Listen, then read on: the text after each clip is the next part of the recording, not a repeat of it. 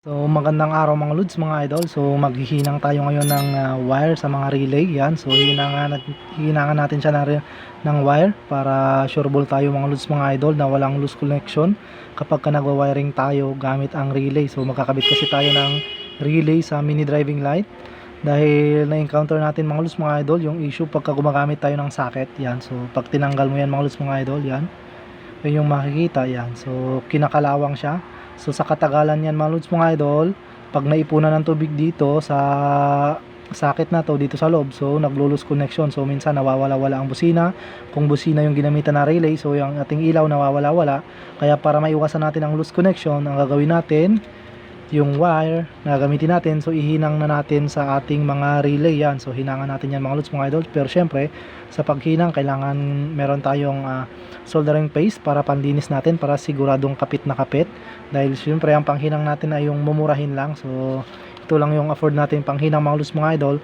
Pero okay naman to basta marunong lang din tayo maghinang at gagamit tayo ng soldering paste. So para kapit na kapit yan mga lods, mga idol, kuha tayo konti ng soldering paste. So pahiran natin yung hinangan natin. Kung halimbawa dito, yan, so pahiran natin yan para malinis, para pag hininang natin kapit ka agad yung tingga. So yan, tingnan nyo mga idol. So hinangan natin yan. So yung isa na hinangan natin, so wire na lang yan. So napakaganda ng paghinang nito mga lods para iwas sa loose connection. Yan. So yung makikita, tingnan nyo lang. So medyo malayo yata, para kumapit ka agad mga lods, mga idol, lalo kung mumurahin lang yung panghinang. Yan. So yun yung kita. Yan. So, nalagyan ka agad siya mga lods, mga idol, kumapit ka agad. So lipat tayo sa kabila. Kahit mumurahin ang panghinang pagka may soldering paste, kapit na kapit yan. Yan, mahirap pakapitin. Yan, so dati nung di pa ako gumagamit ng soldering paste, yan, so mga lods, mga idol, so kapit ka agad. Nung di pa ako gumagamit ng soldering paste ay sabog na yung panghinang mo, hindi pa yan kumakapit. Pero pagka gamitan mo yan ng soldering paste, so saglit lang yan, so kumapit na. Lipat tayo sa kabila. Napaka-importante ng soldering paste mga lods, mga idol, kapag mahina yung panghinang mo. Pero kahit okay, maganda rin yung panghinang mo, kahit original, mas maganda gumapit ka pa rin. Yan, so yun yung nakita. So saglit lang niya pinakapitan, kahit yung panghinang natin ay yung mumurahing klase lang. Yan. So hinangan natin ngayon ng wire. So inisin natin. So nawala na yung tingga niya. So nawala yung tingga mga lods. Lagyan natin ng tingga para may makapitan. Yan. So tas ihinang natin. Yan. So saglit lang yan mga lodi. Yan. Kapag may soldering paste yan, so kapit na kapit mga lods, mga idol. So nalutong luto. Kapitan natin, hinangan naman natin ng iba pa. Yan. Dito basta napakapit natin yan. Yan, so mabilis lang. So lipat tayo sa kabila.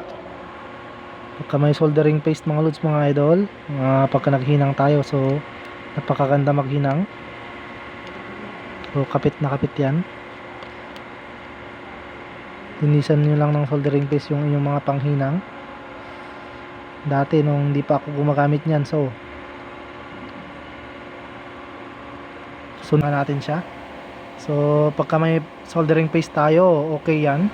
So tas lagyan lang natin ng shrinkable tube. So pasukan lang natin siya ng shrinkable tube mga lods, mga idol. So yan ang gagawin natin para iwas loss connection. So pag nagpalit ng relay, so maghinang na ulit tayo, dahil yung ganitong mga sakit mga lods, mga idol, madalas to naglo-lose connection. So kita nyo naman dito. So gamit na to yan. So nag-lose connection na yan. So minsan nawawala-wala, gumagana minsan yung busina kasi nag-lose connection dahil naipunan ng tubig dito mga lods, mga idol, pagka nauulanan. So yun gawin natin. Pinakamagandang paraan ng paglagay ng wiring sa relay, so magtatap na lang tayo dito. So dahil kung gagamit din tayo ng mga male socket, so nag-lose connection din yung katagalan. So ito pinakamaganda mga lods, mga idol, para iwas tayo sa loose connection. At syempre sa paggamit din ng relay, kailangan din tayo sa mas matibay. So itong Bosch, ito yan mga lods, mga idol. So dahil yung ganito, meron kasing nabibili na relay mga lods, mga idol, may kasama ng socket, medyo mas mahina to, pero okay naman. Depende lang din siguro sa sitwasyon kung hindi madalas na ulanan. Pero dito tayo sa Bosch, okay ito mga lods mga idol. So yun lang gagawin natin sa paghihinang at pag-wiring ng ating relay bago natin ikabit para sureball tayo na walang loose connection. So salamat sa panonood mga lods mga idol. Ito na mga lods mga idol, yung kinalabasan or outcome ng ating hininangan na relay yan. So nilagyan lang natin siya ng shrinkable tube. So safe na yan, di na yan maglo-lose connection kahit hatak-hatakin mo pa yan. So di na yan hiwalay yan. So kahit hatak-hatakin mo pa yung wire na yan, kahit hatakin mo, di na yan makakalas dyan. So napakatibay na ng kanyang pagkakapit. So pagka hindi na gumana ang relay, so ibig sabihin lang nun mga lods mga idol, sira na siguro ang ating relay kung yan pa ay hindi na gumana. Pero yung nawawala-walang mga ilaw at mga tunog ng busina, so hindi na yan mangyayari dahil nakahinang na yan mga lods mga idol. So gagamitin natin to sa mini driving light para sa high and low ng mini driving light. So yun lang gagawin natin mga lods mga idol para sa pagkakabit ng ating mga relay.